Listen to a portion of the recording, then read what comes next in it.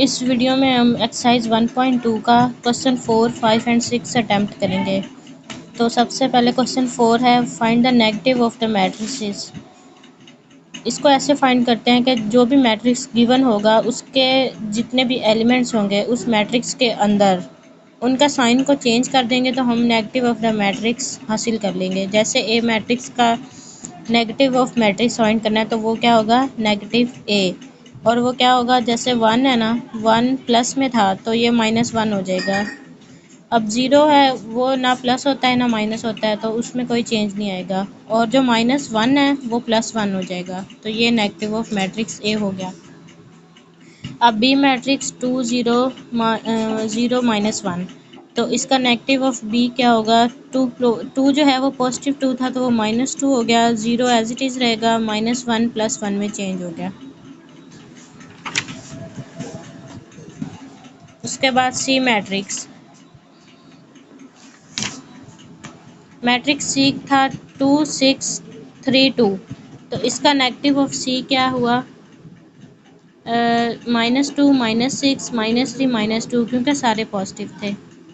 उसके बाद D matrix -3 2 -4 5, तो ये -3 +3 हो गया, +2 -2 में कन्वर्ट हो गया, -4 +4 में, और 5 का साइन चेंज हो गया -5। अब ई में जो भी वैल्यू पॉजिटिव है वो नेगेटिव, और जो नेगेटिव है वो पॉजिटिव हो जाएगी। जैसे 1 प्लस में था तो नेगेटिव ऑफ ई क्या होगा, -1, -5 है तो +5, 2 पॉजिटिव था तो ई नेगेटिव में -2 हो गया, और 3 जो है वो प्लस था तो नेगेटिव ऑफ ई में -3 हो गया। तो नेगेटिव ऑफ मैट्रिक्स में जस्ट ये करना है कि जो भी वैल्यू गिवन होगी मैट्रिक्स की उसका नेगेटिव में उसके साइन को चेंज कर देना है, हर एलिमेंट के साइन को।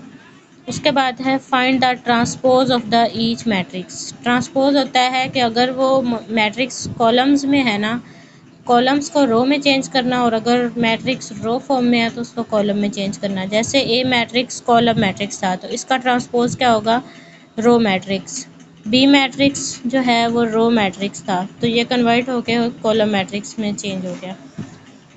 उसके बाद मैट्रिक्स सी 1 2 1 2 3 एक कॉलम हो गया, 2 -1 और 0 दूसरा कॉलम था, तो हमने इसको दूसरी तरफ रो में चेंज कर दिया। जब हमने ट्रांसपोज लेना है तो कॉलम रो में चेंज हो जाता है। तो 1 2 3 पहले कॉलम में लिखा हुआ था, अब 1 2 3 रो में लिखा हुआ है, यानी पहले 2 कॉलम थे अब 2 रोज हो गई। और 2 -1 और 0 दूसरा कॉलम था तो 2 -1 0 दूसरी रो में कन्वर्ट हो गया। पहले ऐसे था अब ऐसे है।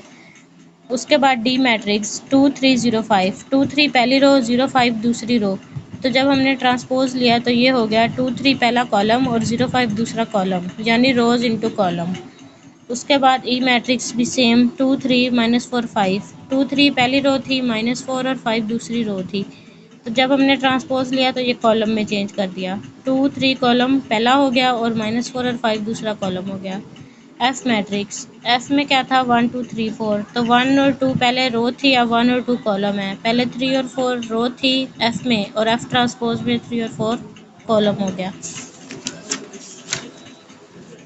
नेक्स्ट,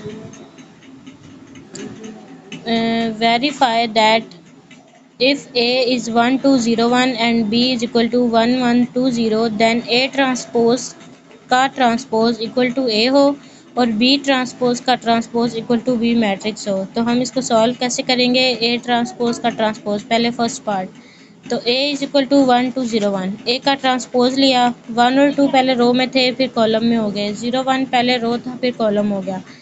फिर हमारे पास ये ट्रांसपोज लेने के बाद जो है ए ट्रांसपोज बना 1 0 2 1। उसके बाद हमने क्या करना है, ए ट्रांसपोज का अगेन ट्रांसपोज लेना है।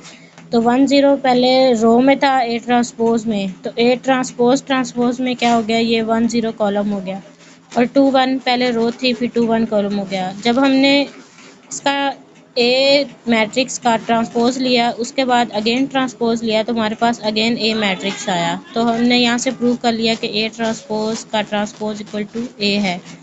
सेम बी मैट्रिक्स के साथ करना है। बी मैट्रिक्स है 1 1 2 0, तो बी ट्रांसपोज लेंगे, 1 1 पहले रो में था कॉलम में लिख दिया, और 2 0 रो थी 2 0 कॉलम हो गया। अब बी ट्रांसपोज का अगेन ट्रांसपोज लिया 1 1 2 0, तो ये again equal to B matrix आया, तो इसका मतलब है बी ट्रांसपोज का ट्रांसपोज इक्वल टू बी है, जो कि प्रूव हो गया।